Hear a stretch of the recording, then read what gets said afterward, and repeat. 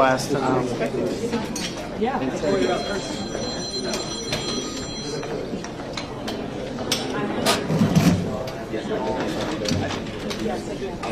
can hear different. I'm aware of it. I'm listening. 1, 2, 3, 4, 5, 6, 7. Explain it again. Yeah, like, go live. Right before that. That's right.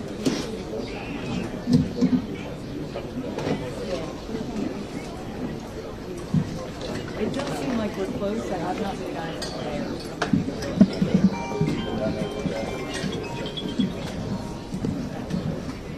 Mark, it's good to see you. I just wish it was under different circumstances. You've probably been up since midnight. Got my golf shoes? I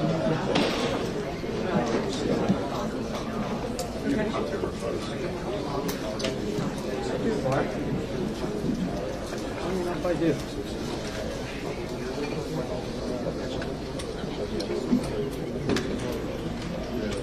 This young lady's got about 2 minutes. Set up her microphone. Sorry.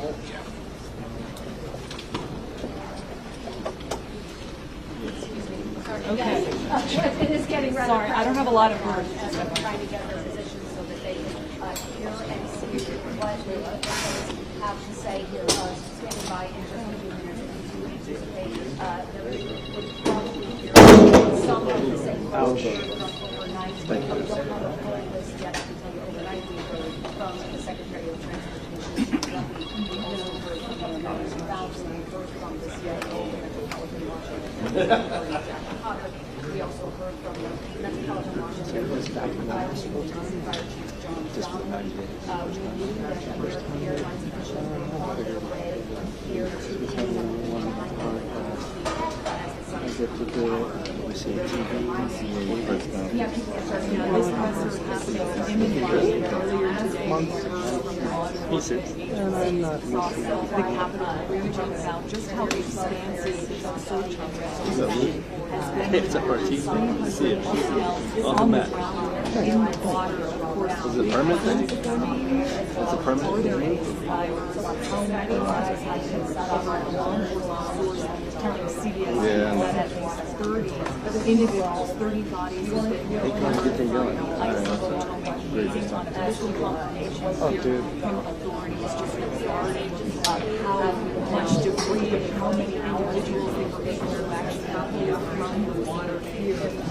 Authorities also tell us a little bit more about when we want to switch from this being search and recovery mission to specifically Harvest Salvage mission. I know that investigators are also on the ground with NTSB, the National Transportation Safety Board.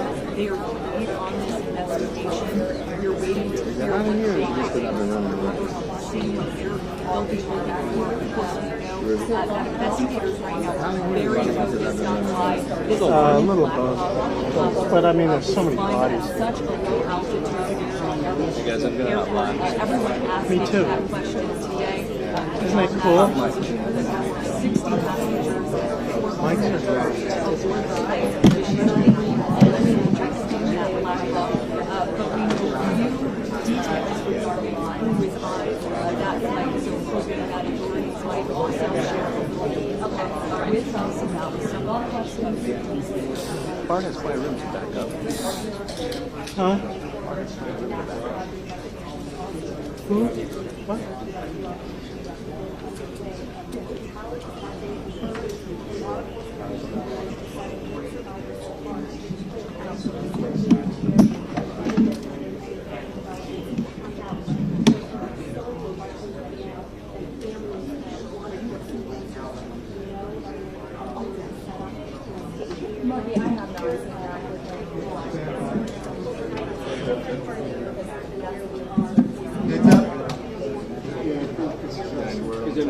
Heads up. Here we go. Heads up. Heads up.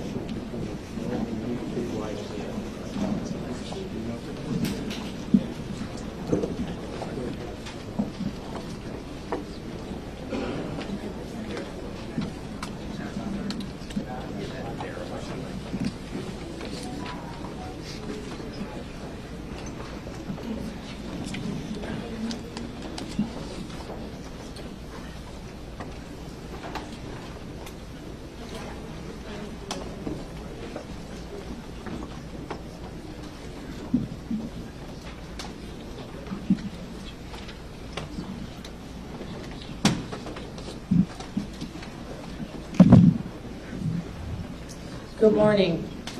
I'm Muriel Bowser. I'm the mayor of Washington, D.C. We are here at Reagan National Airport to provide an update on the tragic events of last night. I'm joined by U.S. Transportation Secretary Sean Duffy, D.C. Fire and EMS Chief John Donnelly, American Airlines CEO Robert Eisen, the MWA, the Metropolitan Washington Airports Authority CEO Jack Carter, United States Senator Mark Warner, United States Senator Tim Kaine, U.S. Representative Don Beyer, as well as the Chief of the Metropolitan Police Department, Pamela Smith. And we are joined by first responders from across the Metropolitan Washington region. I speak for all of us when I say, and certainly all Washingtonians, how very sad we are for American Airlines, for the United States Department of Defense, and for all Americans for the loss of life that happened with the collision of these aircrafts. We know that includes families from across our region as well as in Kansas and across the country. This morning we all share in a profound sense of grief. I do want to thank the first responders who acted quickly last night, who ran towards danger, went into a very frigid river, and have worked throughout the night. Chief Donnelly reported in last night's briefing that we have a strong mutual aid agreement in our region, and those teams have worked together throughout the night in really tough and heartbreaking conditions, and we should all thank them for their heroic efforts. So we'll have several updates today. I'm first going to turn to the Secretary of Transportation, Sean Duffy, and then you will hear directly from Chief John Donnelly with a situational update. Thank you, Mayor. Again, Sean Duffy here, Secretary of Transportation. We wish we were gathering for different purposes today. I just want to let you know that the Department of Transportation, the FAA, along with the White House, President Trump, local, state, and federal partners, all working together on this incident in unison. I couldn't be prouder of this team that's been assembled, working tirelessly. Mayor, I want to thank you specifically for your work. A few details I'd like to give all of you, and some of you reported this, but last night, if you live in the DC area, you would know that this was a clear night last night. The helicopter was in a standard pattern. If you live in the DC area, you'll see helicopters up and down the river. This flight pattern is seen oftentimes when you live in DC. This was a standard flight pattern last night as well.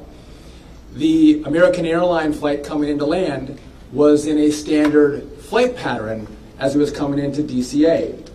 So this was not unusual with a military aircraft flying the river and aircraft landing at DCA. And again, if you live in the area, you'll see that frequently with those two aircraft working together. As many of you reported, we have located the two aircrafts. The fuselage of the American Airlines plane was inverted. It's been located in 3 different sections. It's in about waist deep water, so that recovery is going to go on today as that recovery takes place of the fuselage of the aircraft. NTSB is going to start to analyze that aircraft, partner with the FAA with all of the information we have to get the best results possible for the American people. I would just say that safety is our expectation. Everyone who flies in American skies expects that we fly safely, that when you depart an airport, you get to your destination. That didn't happen last night. And I know that President Trump, his administration, the FAA, the DOT, we will not rest until we have answers for the families and for the flying public. You should be assured that when you fly, you're safe. Thank you.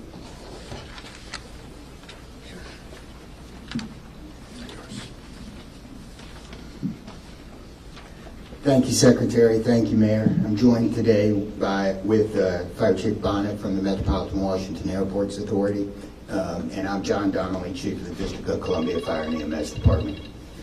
Last night at 8:48, the control tower sounded an alert, which alerts responders to respond to a report of an aircraft crash on or near the airport. That sets off an immediate response from the Airport Authority Fire Department, from the District of Columbia and Metropolitan Harbor Patrol fireboats and other fireboats on the river in order to support that type of operation.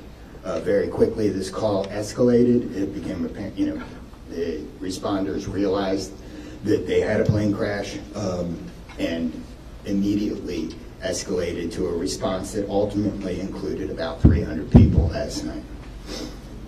These responders found extremely frigid conditions. They found heavy wind. They found ice on the water, and they're operated all night in those conditions.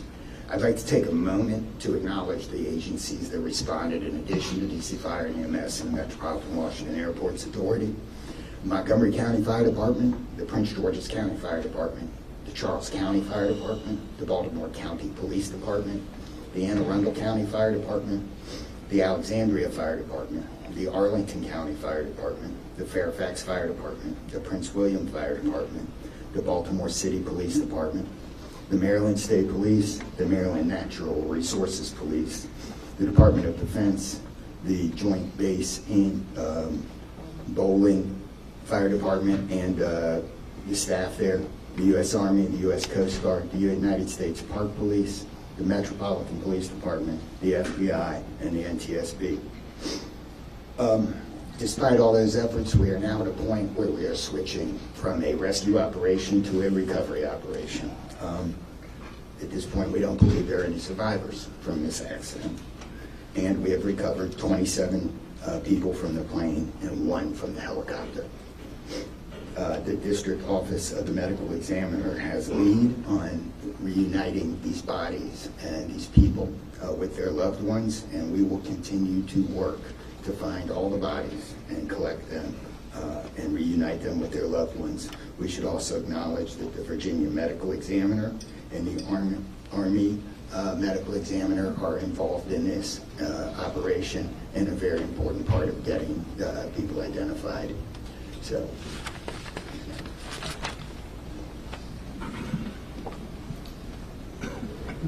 Our hearts are certainly with all of the crew in American Airlines, and we'll hear from CEO Isom.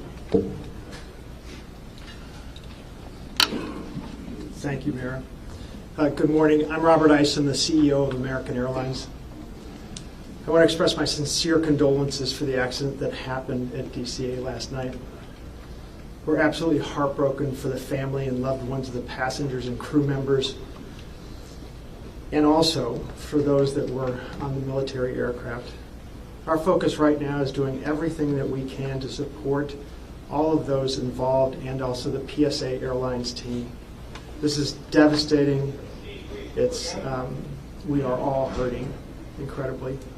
We urge any family and friends looking for information about their loved ones to call our designated helpline, and that's at 1-800-679-8215, 1-800-679-8215. Now here's what I can share at this early stage. American Eagle Flight 5342, operated by PSA Airlines, traveling from Wichita, Kansas to Reagan National Airport, was involved in an accident just before 9 p.m. local time on final approach into Reagan National. It collided with a military aircraft on an otherwise normal approach, and at this time we don't know why the military aircraft came into the path of the PSA aircraft. Flight 5342, a CRJ 700, was under the command of 4 crew members. They carried 60 passengers, as you know, for a total of 64 people on board. In addition to local resources already here in DC, American Airlines has activated our care team, and that's a group of specialists that are trained to support these types of responses. These team members are on site or arriving soon. And additionally, we have members of our GO team that are on ground here in DC, and they're being deployed with resources to do everything that we can to take care of the needs of the families and the loved ones of the passengers and crew members. And that is our sole focus. And we're so grateful for the first responders. They've been working through the night, courageous efforts. We're actively working with local, state, and federal authorities on emergency response efforts and closely coordinating with PSA Airlines as they cooperate fully with the NTSB on the investigation. I know that there are many questions. At this early stage, I just won't be able to answer many, but we'll provide additional information as it comes. Thank you. I want to introduce the Metropolitan Washington Airports Authority CEO, Jack Potter. The authority manages Reagan Washington National and Dulles International. Good morning and thank you, Mayor. First, let me begin by expressing our condolences for all the victims of this flight and for their families. There's a lot of grieving going on, and so we're very sympathetic to that. I want to echo what was said about the first responders.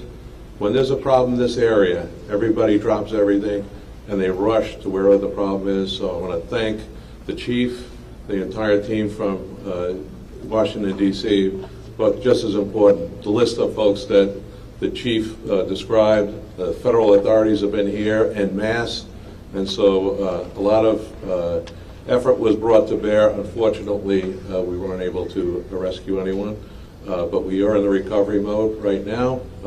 And I just want to, last night I expressed the fact that we hope to open at 11 o'clock today, and that is still the case. We're going to open the airport at 11 o'clock. And again, condolences to the families, and thanks to the many, many who are still out there working very, very hard to complete this recovery. Thank you, ma'am. I do want to acknowledge that the Virginia Transportation Secretary is here, in addition to the Alexandria Mayor, and I will like to ask members of the Virginia Congressional delegation to the podium next. U.S. Senator Mark Warner, followed by Tim Kaine and Representative Don Beyer. Thank you, Mayor. I want to join with everyone else and express my condolences for the victims. For folks who don't live in the DMV, we are made up of a lot of jurisdictions. Reagan Airport's in Virginia. Across the river we have Maryland, obviously the district, but as been indicated by the chief, when tragedy happens, all those distinctions between the various jurisdictions and our federal partners all disappear. And I want to again thank all the first responders. On a personal note, I'll just add that literally I now know I was coming back from the district from a dinner to my home in Old Town Alexandria. And while I did not see the collision, I wondered, I'd never seen this many red lights streaming towards the airport and across the river in Maryland at this time. My phone started blowing up and I realized that this accident had taken place. There'll be a time to figure out, I know NTSB will have a briefing later in the day, but to the victims, our condolences. To the first responders, our thanks. Sorrow, thanks, and questions. So sorrow, as all have expressed, to the crew, to the passengers, to the soldiers, to their families, to their friends, to their loved ones, to people who are still trying to get information and unsure whether their loved ones have been lost. We offer our profound condolences to them and our sorrow for this tragedy. Thanks, I'll echo, Mayor, what you began with. When you see a challenge like this and you see people from so many different agencies, local, state, federal, with different uniforms, different badges, but working in such a coordinated way, even in the midst of a tragedy, it does give you a sense of appreciation and pride in people's willingness to come to the danger and work together. And I started to see that as a local official 30 years ago in Richmond, and definitely have seen it here. And then finally, questions. There are going to be a lot of questions, obviously, a lot of questions. And that's what the NTSB's job is to be an independent investigator of incidents like this. And they are here. We were in dialogue with them earlier today. They've been here since they got the alert, and they will be doing the work and playing lead in answering the many questions that we have. And that's as it should be. It's not a time to speculate. It's a time to investigate and get answers to the questions we need, and I have confidence that will be done. Thank you. Following up on the Senator, I think grief, thanks, and service, with millions and millions of Americans traveling every year, we are all grieving, knowing that it could have been our loved ones, it could have been us. And our hearts go out to all those who have lost folks. In a most partisan place also, I'm really thankful that Democrats and Republicans, people from all over, have come together to try to make sure that people are served. As a local representative, I want the families to know that our office is available to serve you in any way we possibly can through this time of grief and transition and loss. And then also just note that we're deeply grateful for the people who risked their lives last night on a moment's notice and spent the whole night on the river in the ice and the wind, serving us. And then finally, as Senator Kane, Senator Porter noted, after the NTSB investigation, we've got to make sure that at the federal level and with the support of Virginia, Maryland, D.C., we're doing everything we can to make sure this does not happen again.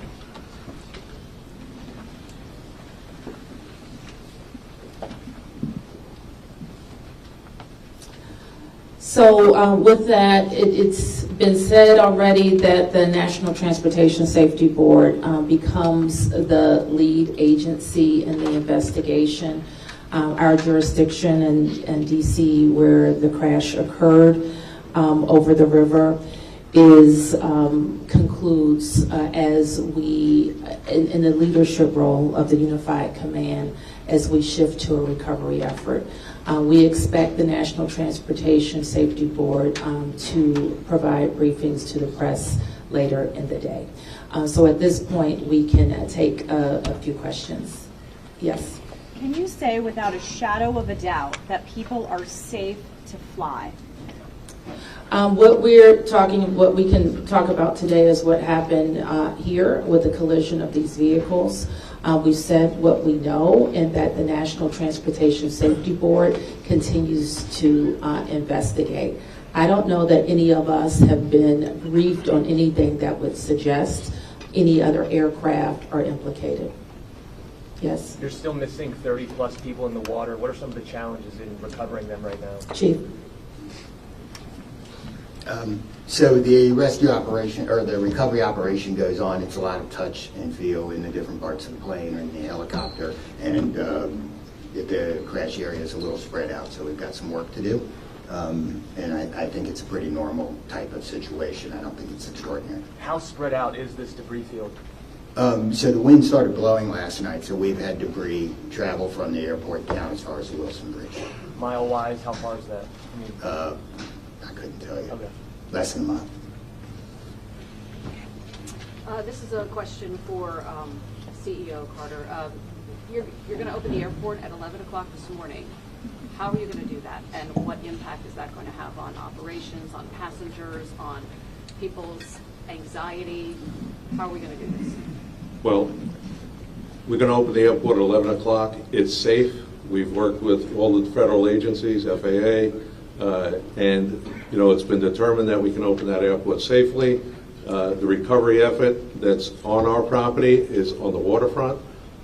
Our primary runway, 119, will be open. It's away from any activity. We're going to have a secure area around that, so all are comfortable that we can get back to operations. Now, each airline will announce or communicate to their passengers what their operations are going to be. Obviously, their networks were disrupted overnight, and so we might have a slow recovery, but the bottom line is we will begin to have aircraft move in and out of this airport at 11 o'clock.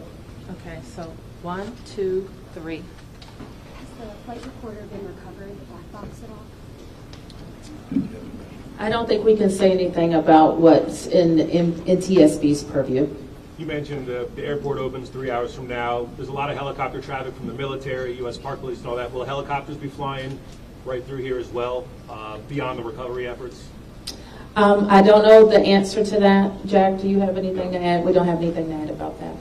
Yes. This is for Secretary Duffy. Can you reassure Americans that the U.S. still has the safest airspace in the world? So the question is, can I guarantee the American flying public that the United States has the most safe and secure airspace in the world? And the answer to that is absolutely, yes, we do. We have early indicators of what happened here, and I will tell you with complete confidence, we have the safest airspace in the world. When it comes to informing these families who've tragically lost their loved ones, what has that looked like so far? Have any of them been informed? The flight manifest, is there any details you can provide on that front? Can you add anything? All I can say is that we have published the 1-800 number. We have family assistance centers set up here in DCA. We do in Wichita as well. I'm not at liberty to give the number of families that have been that have used those services, but we are making that use. We have over 100 team members that are either here or on their way. They're specially trained to work with family members, handle travel arrangements, hotel arrangements, incidentals, to make sure that we're taking care of people in any way that they can. As you know, as our teams are hurting and suffering, as our passengers and their families need assistance, we're doing everything we can. I don't have any more information on that right now. Mayor, you're next. Chief Donnelly, can I ask you to describe the next phase of the investigation? How confident are you that you'll be able to recover all 67 of these bodies? And can you speak to some of the debris that's also being pulled out of the river? We understand there are some suitcases, some other things that have been pulled out from the river. And I would like to ask anyone here, perhaps the Transportation Secretary or Mr. Isom, if we know anything about these victims, age ranges, nationalities, anything of that nature. So the next phase of this operation is going to be led by the NTSB. All of us are working together, though, to search the area and to find victims. I'm confident that we will do that, and that will take us a little bit of time, though, and may involve some more equipment. As far as the things being collected, I don't have personal knowledge. I know that we have been collecting debris that you would expect to see from a plane. Okay. Anything about the victims? So the question is about the victims. The NTSB is going to lead that portion of the contact with the victims. I believe American is going to be involved with that as well, and so will the FAA and the Department of Transportation. Secretary Duffy, we're going to take some questions over here. 1, 2, 3, 4. For Secretary Duffy, the flight path that the helicopter was on, is that a common flight path, and is it normal for helicopters to get clearance to cut across busy push paths? So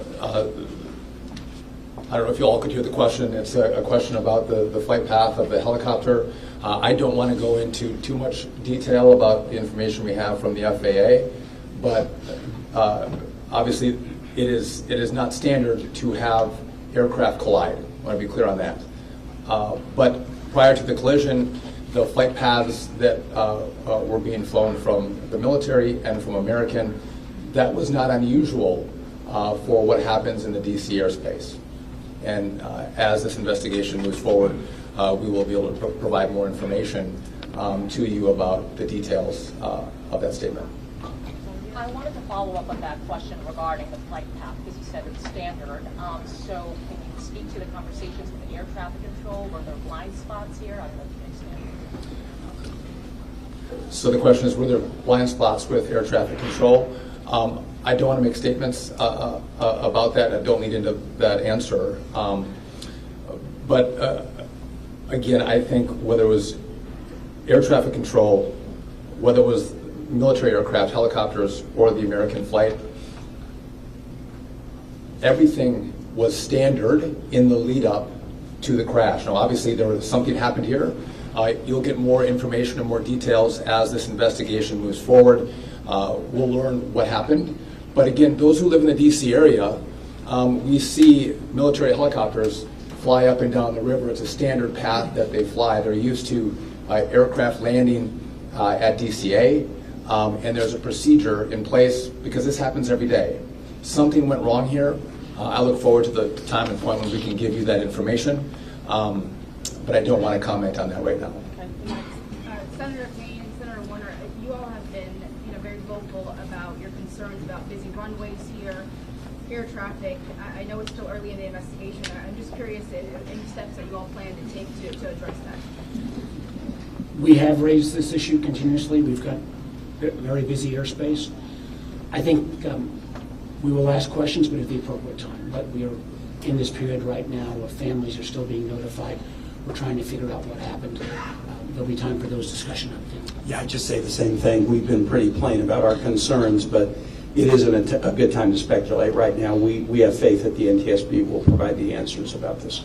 Okay, you fourth here, and I'm going to take 3 in the middle, and then we're going to have to wrap 1, 2, 3 after this young man. Thank you, appreciate it. Chief, I know again, I can imagine it must be traumatic for your first responders to have to deal with this. How are they doing right now, and are you all going to be offering any services to help them as they process this? So thank you for the question. Our first responders are resilient people, but yes, this call will be hard for them. Our peer support teams are already engaged with the responders, and we'll be following up on that to make sure that they're okay. But I think the concern is real. Okay. Thank you, Ms. Mayor. What kind of communication was there between the helicopter and the tower, the plane and the tower, and the helicopter and the plane? I don't want to say too much on the communication between the helicopter and the tower and the airline and the tower, but I will say this: there was communication. It was I would say standard communication. So there was not a breakdown, if that's your question, in communication between the military helicopter and the American Airlines flight. There was communication between the aircraft and the tower. Was the plane aware there was a helicopter in the area?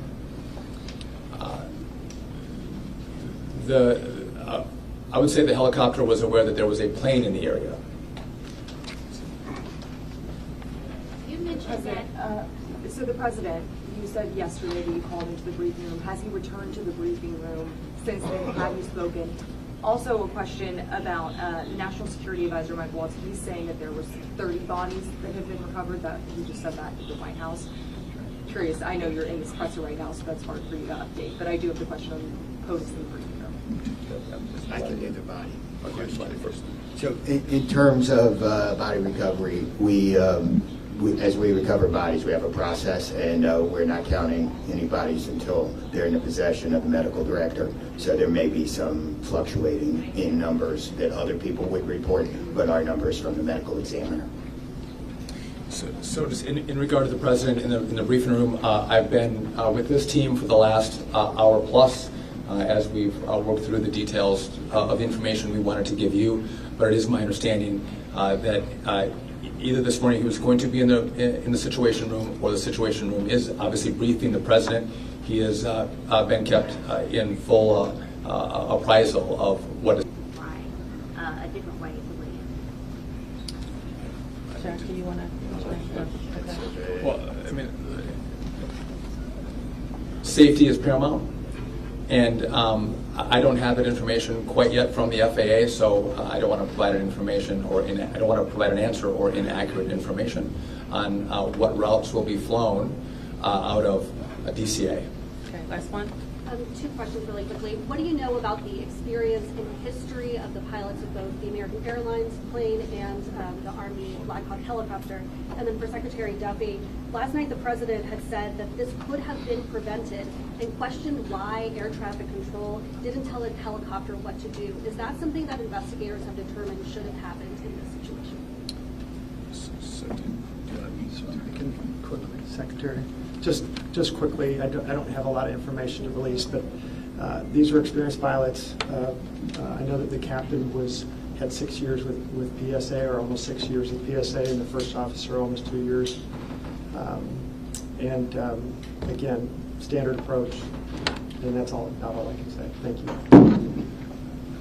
In regard to the military, I don't have information in regard to the experience of the military pilots. I would just note that this was classified as a training mission. Sometimes people could think that a training mission is someone who is inexperienced in the cockpit. We call these missions that are flown in the D.C. area, as our pilots are getting hours in experience, training missions. So don't read into that we had how many hours the pilots on a military aircraft had. And you had another question for me that was. Last night, the president had said that Yep. This could be prevented, and also that air traffic control, questioning why they may not have communicated with the helicopter, telling them what to do. We are going to wait for all the information to come in from this vantage point, but to back up what the president said, what I've seen so far, do I think this was preventable? Absolutely. Thank you. Is there an acting FAA director? Thank you, everyone.